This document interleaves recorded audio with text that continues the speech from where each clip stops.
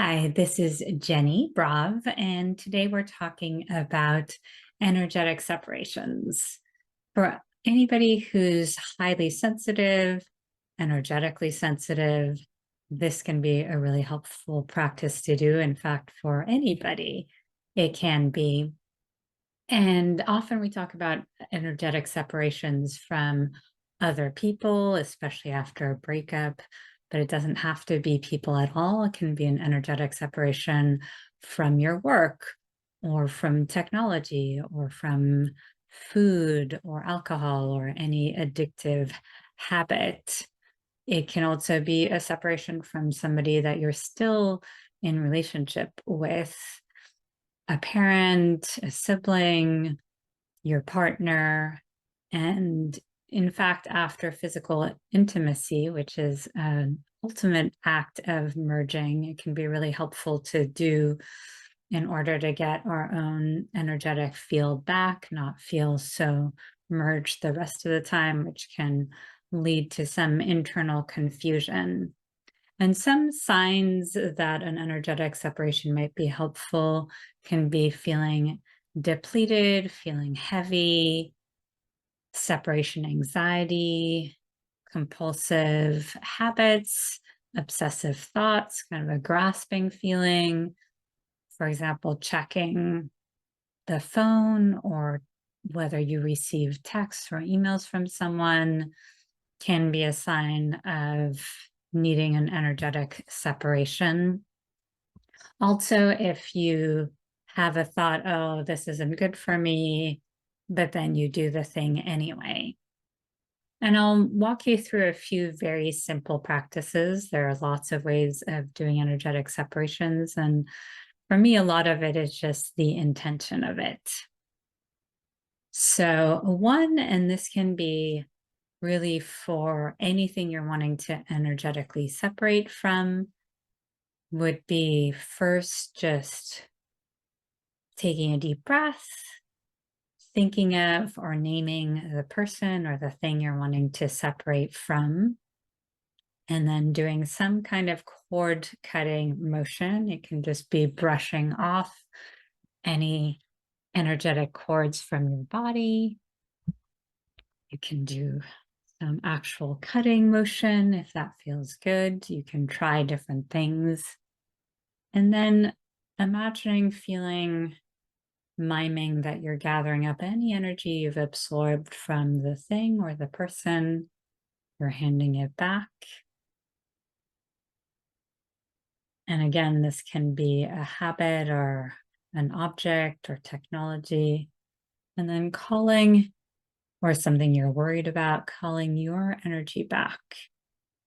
And you can bring it back through your crown and really feel yourself welcoming your energy back. You can tap all over your body or pat your body or anything that really feels like you're calling your energy back, maybe ending with a hand on the stomach, a hand on the heart, or both hands on the heart. Taking a few breaths.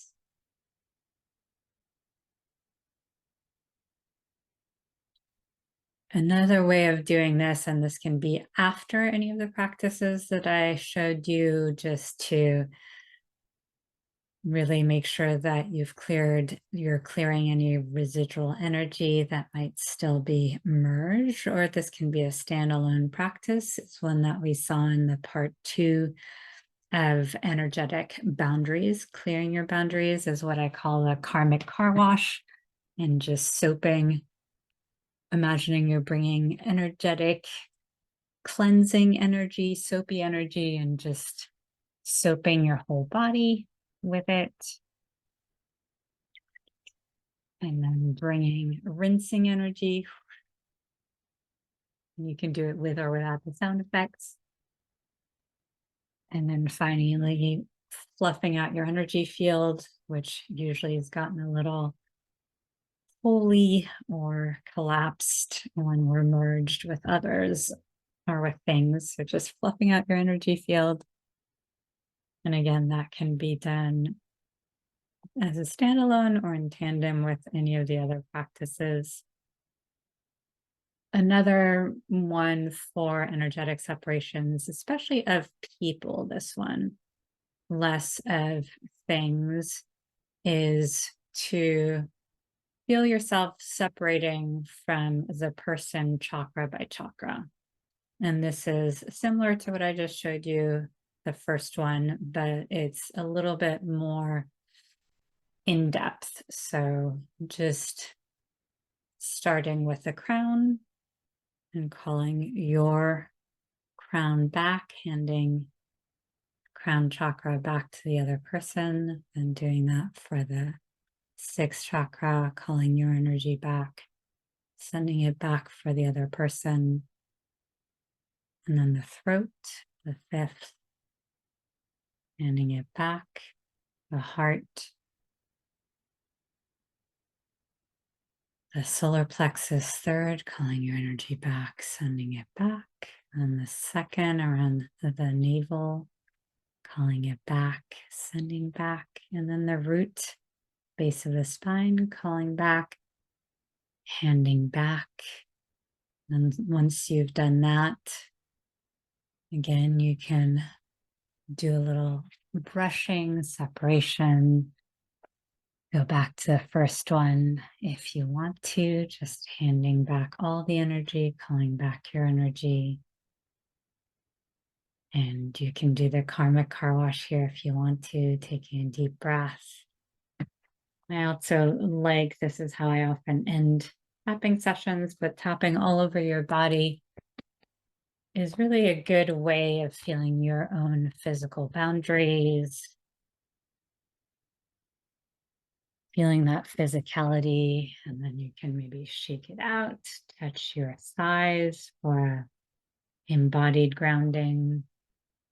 Those are the biggest muscles in the body, so they can be nice and grounding, anchoring.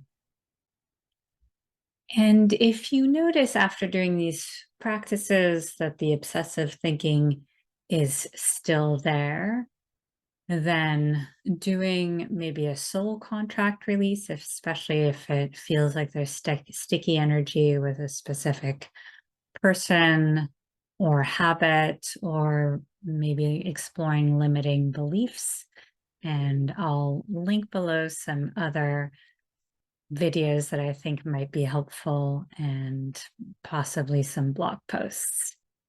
If this was helpful, hit the like button, subscribe, and let me know down below how that went for you. Thanks so much.